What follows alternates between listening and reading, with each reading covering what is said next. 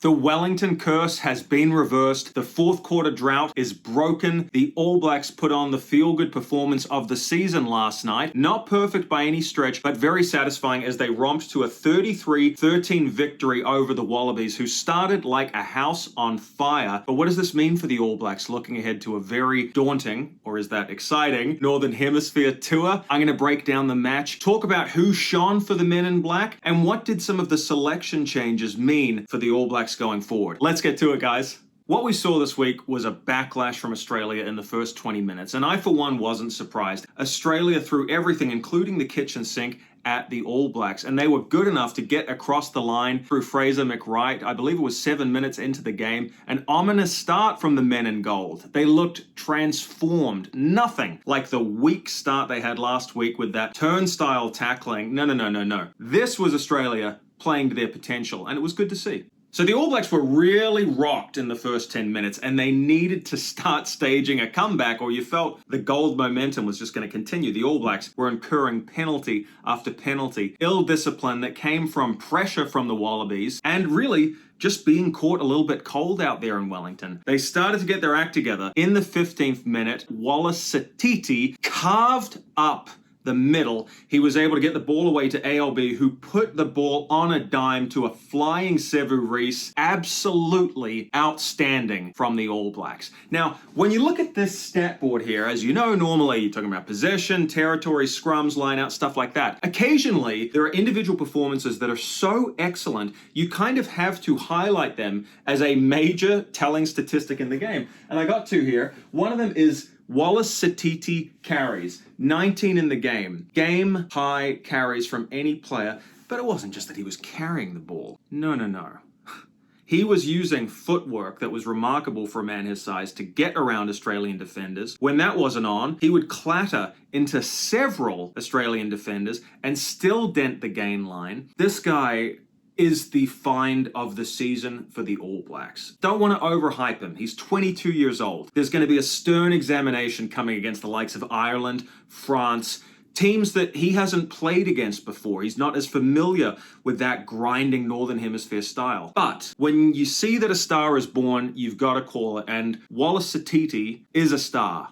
And he was special, man. He was special in Wellington. It gave me goosebumps. If he stays injury-free, I think he's going to be around for a long time. And more importantly, he's transformed the loose forward mix of the All Blacks. Now let me tamp down the excitement a bit, because we got to the 20th minute. I took a look at the penalty stats. 6-0. The Wallabies were flawless. Their discipline was on point. The All Blacks were a penalty machine. It was not good.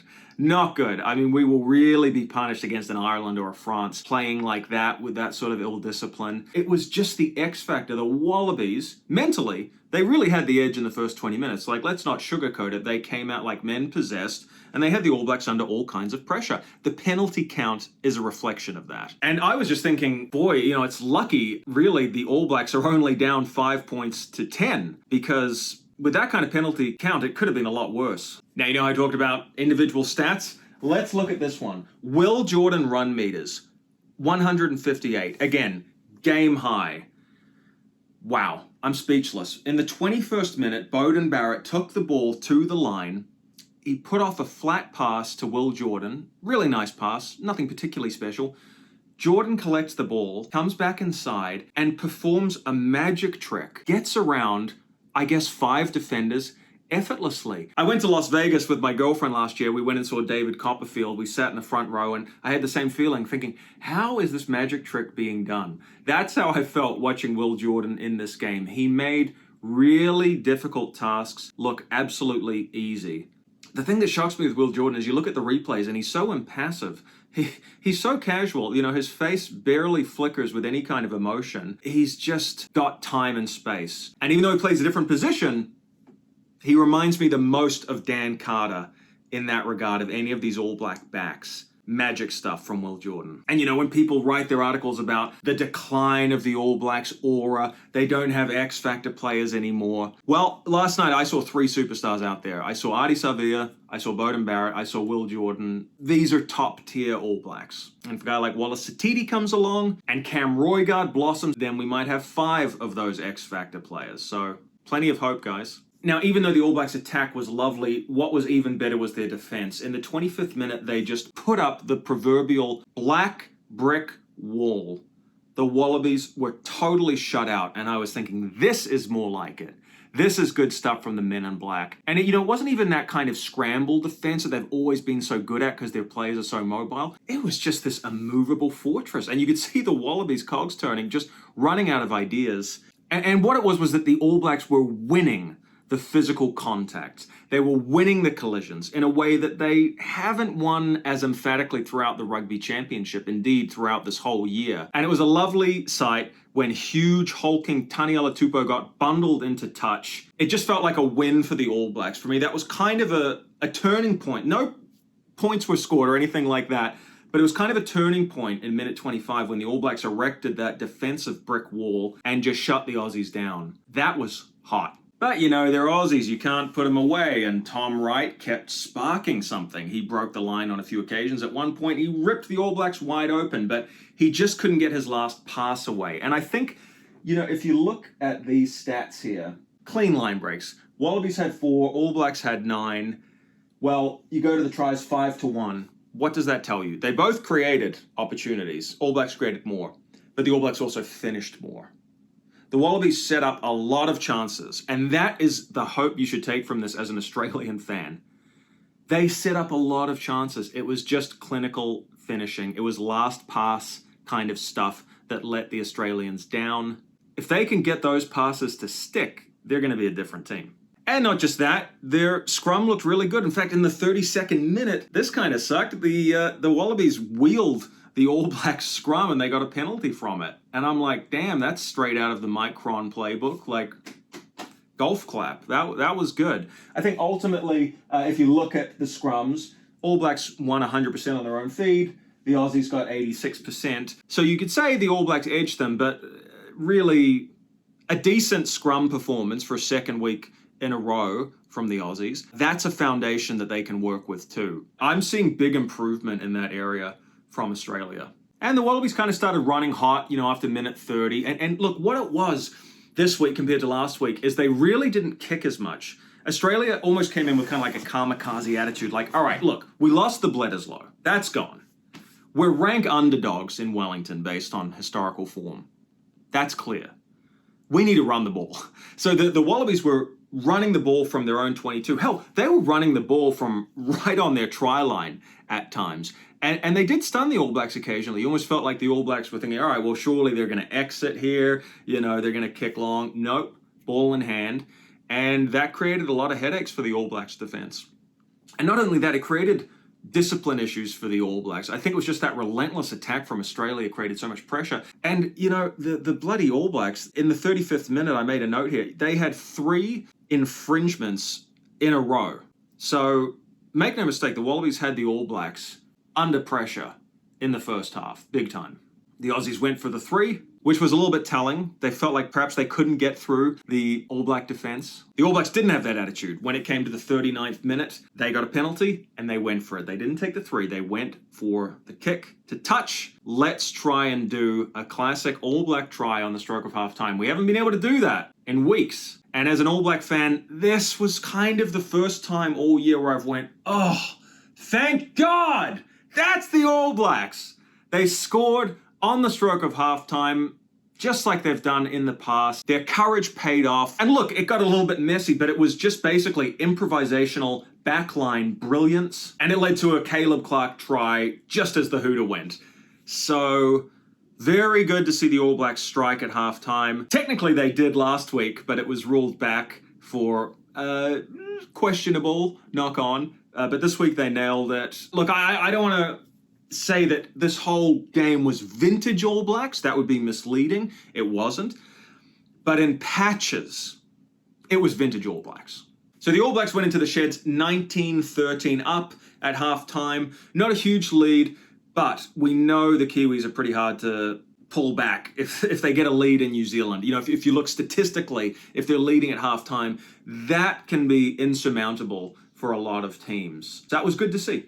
Now, of course, this was the 100th game for Sam Cane, and it was also the 87th game for TJ Perenara, the last time he's going to play in Wellington in a stadium where man, he has given his blood, sweat, and tears for so many years. And look, TJ, bless his cotton socks, he was almost too emotional in this game.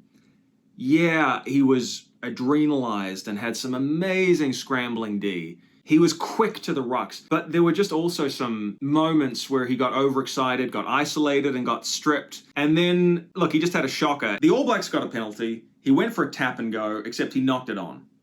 And you just went, man, we'll probably get away with it against Australia in this game. But that was a redhead moment. You just needed a little bit more composure there. I understand the attacking intent. It's easy to criticize from my leather recliner here in Portland, Oregon. I understand that. But I also think, we hold the All Blacks to a high standard, and I think that the best halfbacks, Aaron Smith comes to mind. Yeah, they played with so much ferocity and intensity and emotion. Look at the way Aaron Smith led the haka, pure emotion. But there was also a cool head at times. And I think if there's any knock on TJ, it's that sometimes you had a little bit of a red head. And we saw it in the past with a guy like Byron Kelleher too. A guy who really was a more gifted athlete than Justin Marshall, had a better bullet pass, but why didn't he ever get on top of Marshy? Well, the top 2 inches, that's why. TJ might go on the end of year tour, but I think it's okay that we're moving on to the next generation. I think it's great that we've squeezed the last drops out of TJ in his All Black career, and good on him. Also, I think we'd benefit from a little bit more composure in our halfback going forward. So as the game wore on, the All Blacks forward pack really muscled up. There was a 54th minute try to Mighty Williams, who looked great coming off the bench. Just a quick note on Ethan de Groot, by the way, while we're talking about props. Not the best game from de Groot. He missed 3 of his 8 tackles and just not quite as accurate around the field as we've seen in the past. So there's a possible shake-up coming with the props. You could see it. Watch this space. And then finally, we got to the 60th minute. Tupou Vai scored after some nice Severis incursions. The commentators literally said, "Hallelujah! The drought is broken." But of course, that was too good to be true. The try was undone, and Kiwis everywhere were like, "Oh my God, I thought we finally scored in the 60th minute. Damn." However, in the 64th minute, Caleb Clark got his double, and hopefully now we can put to bed this whole thing of the All Blacks not scoring any points in the final 20 minutes. It totally crueled them in South Africa. It almost cost them the game in Sydney. Let's hope that this is a statistic we can kind of put in the rearview mirror for the All Blacks. Now, obviously, we're getting to the point of the game where the bench is getting empty. Now, Beauden Barrett, I thought, played really well at 10. He controlled the game well. What I particularly liked was how flat he went to the line on attack. That really kept the defense guessing. But the All Blacks looked great when Damian McKenzie came on, and he injected some real pace. And I actually think a lot of people would have looked at this game and went, yeah, that's what you do. You have the guy with the experience, Beauden Barrett, running the cutter, and you bring McKenzie on with 30 minutes to go. No one in New Zealand thinks McKenzie's a bad player. We all love McKenzie. I think the question marks are just, does he have the temperament, the game management ability at the absolute white-hot highest level against Ireland, against South Africa, against France? That's the only question mark with McKenzie. It's not about his playing ability. So I think a lot of people have looked at this and said, well, that's a better blueprint, bringing McKenzie off the bench. What do you guys think? Would you want Beauden Barrett starting on the end of your tour against the big names? Or do we persist with DMAC? I'm really curious what people think after this game, because you finally saw an alternative, right? McKenzie started every game this year. Well, now we saw him coming off the bench and Beauden running it from the beginning. Let me know what you think. Now, of course, I'm praising the All Blacks for scoring some points in the final quarter, but there was a more compelling statistic in that second half. And that is that the Wallabies were held to a 0. It was a total defensive shutout. And again, I talked about how at halftime I had that feeling, oh, the All Blacks are back. I felt it again in the 70th minute. Just a fearsome defensive set from the All Blacks. And they were under real pressure. Look, the Wallabies got some penalties down in our 22. By the way, most of the Wallabies' possession was in the All Blacks' 22. Like, they were camped down by the All Blacks' try line for much of the game. So it does make the defense pretty impressive in the second half because the All Blacks were tested. Look, they shut down a rolling maul, and then they were able to get up on their feet, kept hitting the Wallabies until the Wallabies coughed up the ball in the 71st minute. And I just gave that one a big tick for defense. Give them an A for defense tonight. Now, here was the other feel-good factor. We're about 75 minutes into the game, and I had a feeling I haven't felt all year.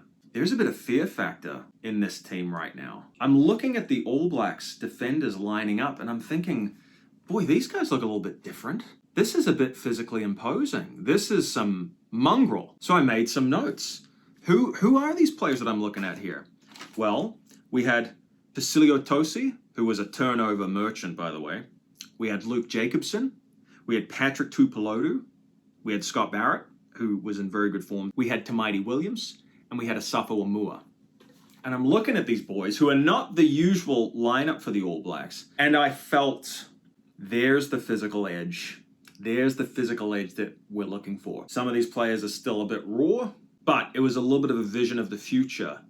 A vision of the future where the All Blacks can get back to dominating with their physicality. And we saw a little seed of that in Wellington tonight. I was very excited by that. And I'm hoping that that seed keeps growing because there's potential there.